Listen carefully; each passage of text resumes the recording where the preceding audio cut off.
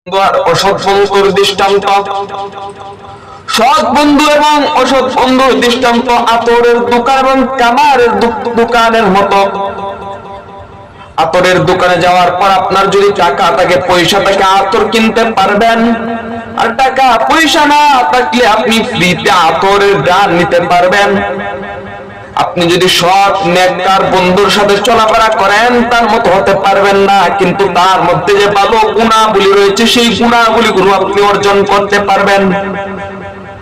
আর আপনি যদি কামারের দোকানে যান, হয়তো আপনার শরীর পড়বে, না হয় আপনার কাপড় পরবে। আপনি যদি বলেন আমার কোনটাই পরবে না, এই কামারের দোকানে যাওয়ার পর যে খারাপ গানগুলো রয়েছে সেই গানগুলো আপনি নিবেন।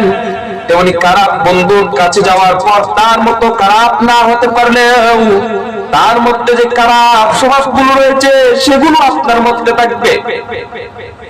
আর এই গুণাবলীর কারণে আপনার জীবন ধ্বংস